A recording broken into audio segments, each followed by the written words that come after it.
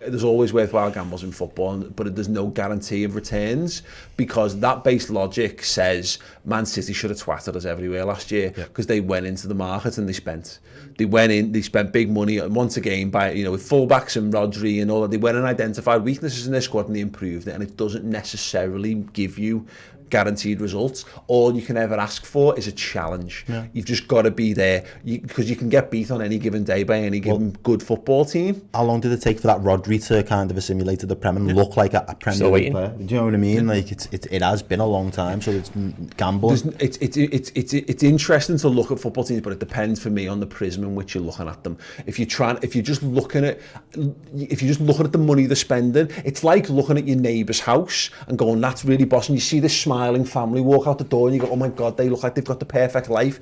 You never know really what goes on behind closed doors, and if you want to analyse that in more depth and detail, I can go through every footy club that's spending and go, well, look at all, you can go, it's great that Chelsea bought Kai Havertz, it's great for them, great that they've bought these players. It must be amazing to be a Chelsea fan right now, it must be dead exciting. I would love Liverpool to have bought all the players, I like all the players they've bought, I think they'd be great, but they're bored, and their football people are all looking and going, how do we beat Liverpool? Yeah.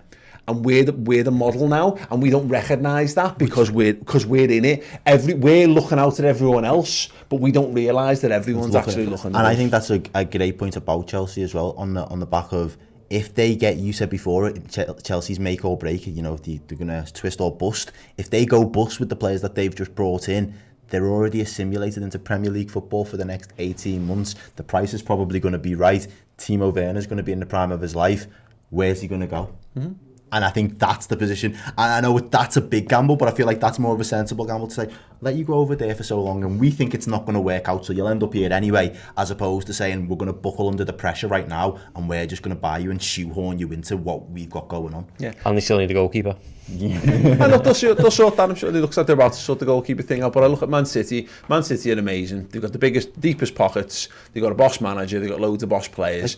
But they're now in a crossover period with the boss players. They're all boss players are either moved on or about to be finished. Fernandinho's and Aguero, the last of the old guard. And then they'll beat 9 times last season.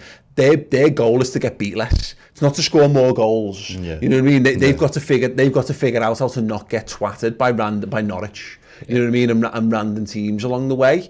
There's Chelsea have got to figure out how to be more consistent. Same with United, same with Spurs, same with all these teams.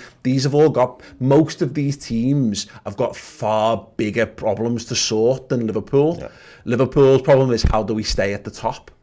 And I would much rather have that problem. We've had everyone else's problems. We've been there, everyone else's problems for fucking 30 years. We've been there. We've been Man United. What Man United are now, we were for the whole 90s. Loads of boss young players, all of our former world-class players who won everything, and now we're pundits on TV and they're piling loads of pressure onto you every fucking week. You've got these shirts are too big for these lads to fill, big weight of expectation, all this history that weighs you down. You've got Chelsea, who are just a fucking mad football club who, if you have a bad season, you're sacked. And their culture is to boot the manager every season if they're not successful. So Frank Lampard is living under that sword of Damocles hanging over his head, that if he doesn't have a good season, he's on his ear, because that's the way they do things. Everton, I don't even, they'll self-destruct. They'll eat themselves, because they always do.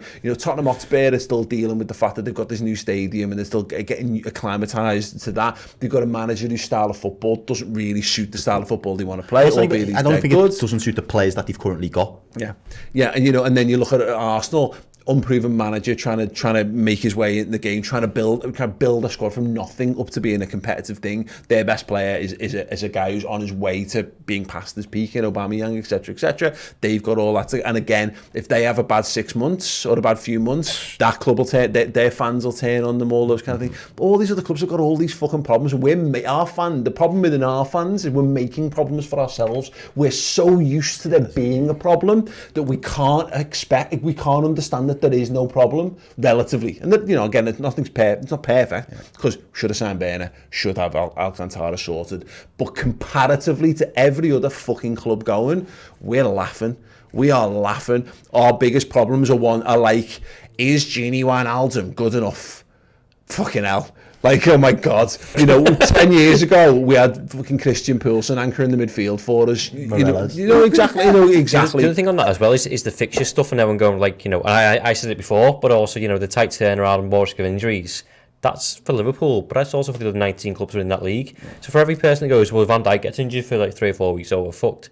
Football gets injured again. Yeah, it's true of every football club. You can't team. have 2 world-class players for every position. Exactly. It's not a game. And again, you have smart people at football clubs who work on that, and they have that calculated. They have that way, they look at the longevity, but no, there's never any accounting for random injury. I can't address everyone's teeny tiny fears about Liverpool Football Club, because they could like the fucking training ground could get hit by lightning and everyone could just be dead. What are you going to do then? We'll have no fucking idea. We're fucked, aren't we? You know what I mean? That's the same transfer. So if we had Werner and Thiago, we'd be talking about someone else now. Yeah, exactly. Yeah, that's what I'm saying. Is that we are largely making too much of the very minuscule problems that Liverpool have, and you need to put these into context.